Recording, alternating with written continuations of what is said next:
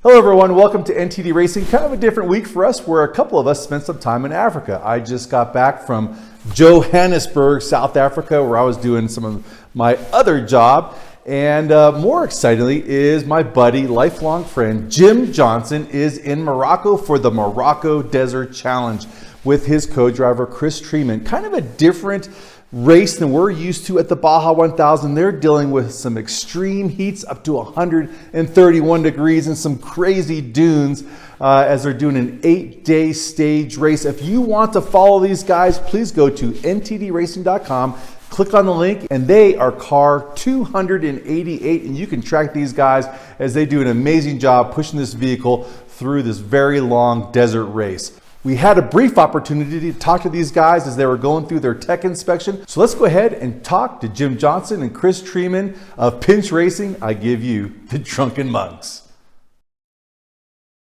All right. Hello, everybody. Welcome to NTD Racing. On the screen, we got my counterpart, Dennis LeBeau. My name is Dave, and we are honored to have, I think it's Pinch Racing.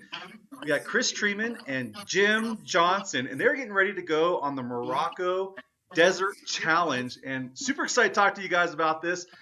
And thank you so much for taking some time out of, I know what it's like having a crazy pre-race schedule. So thanks for taking a couple minutes to talk to us, guys. Chris, I've seen, is that the race car behind you? Yes. Oh my gosh, that thing is beautiful. Can you tell us a little bit about the race car? So it's a Can-Am. It's really badass as far as sand. You just got to keep the RPMs up. We just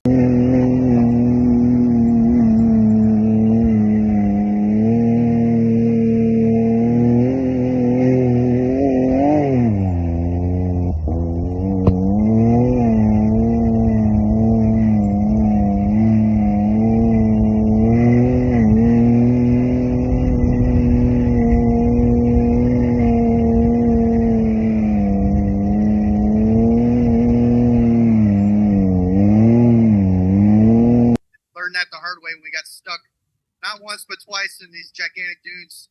They've got some really, really soft sand over here in Morocco called fesh. It's like powder. It's a Morocco version of silt. Jim, you know a little bit about silt. Can you take us around the car real quick and kind of show us, like, you know, what is it you guys have and some of the modifications that were made? Hey, this is Chris Treeman. I'm here with Jim Johnson. And this is our Can-Am X3 that we're going to be racing in the Morocco Desert Challenge here in April 2023. Jim and I are racing together. I did the Intercontinental Rally in 2019, and I wanted to switch over to buggies, and I needed a co-pilot, so I thought of who is the best person I know. Unfortunately, they weren't available, so I went with Jim, who is probably the second best person I know for co-piloting. And so we're going to be taking off tomorrow on an 8-day adventure crossing across Morocco, starting in Agadir and making our way to Merzouga. We went with Team America styling.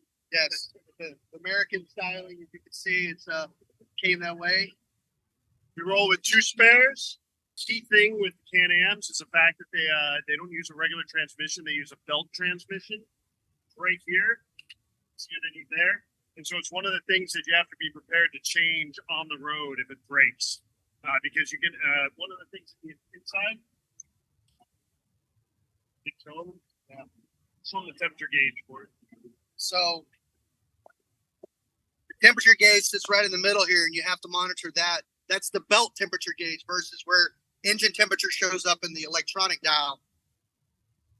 Yeah, so they have a separate one just for the belt, and it's crucial to keep it under, what was it, 90 degrees? Yeah, 90 is the cutoff.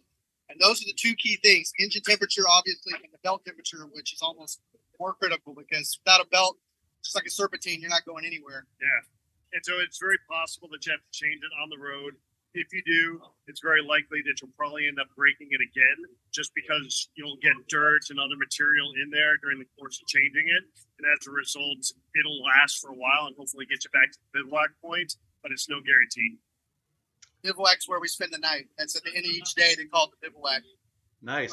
Um, What kind of navigation are you guys running? I understand the navigation. I understand it's a little bit different than what we run at Baja.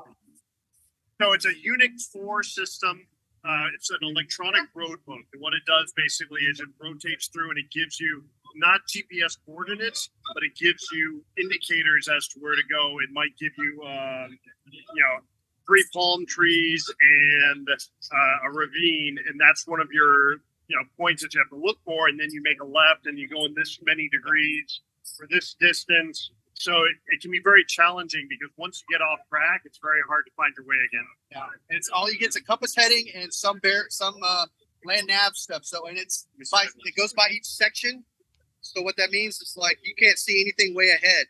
And if we're talking about gaming this, for example, if you figure out your lot, you have to backtrack in your car or your vehicle back to the last point that you recognize, whatever section you recognize, like a tree in a house, and you start over again. So some people end up running a lot more distance. It's not like a GPS where you can just find the shortcut and go and be back on track. It's much more complicated. Yeah. So what happens is you get within maybe like a kilometer or something of one of your waypoints. When that happens, then it indicates, hey, you're close to this waypoint, go in this direction. And then you have to get within 50 meters of it or something before you check that electronic waypoint and go on to the next one. If you skip it, obviously you get a penalty. And it's just like the virtual checkpoints in Baja then. One of the main differences between the Morocco Desert Challenge and what I'm used to with NTD racing and the Baja 1000 is a navigation system. The MDC relies on an electronic road book. Road book is like the old school rally drivers that they had the pages, they flipped and made notes ahead of time and then had everything like calling out as they were going. This is all done ahead of time as if somebody's already ran the course and now all we have is their notes and we have to it's land navigation by way of a panel like this. There's no GPS.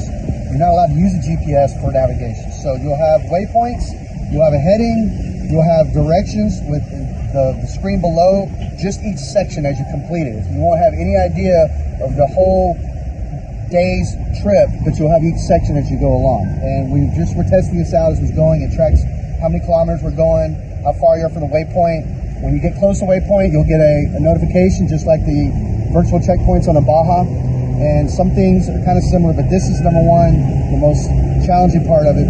It's constant navigation and it's using a heading and maybe some land markers or trees or hills or mountains, but you're not following any kind of set path, roadway or otherwise. You have to find your way using just the information given to you on the system. The system is called the Unique 4, and this is the first year that MDC is using that version of the Unique 4 for the electronic roadbook versus a paper roadbook or the old school of running everything down and making your own notes ahead of time.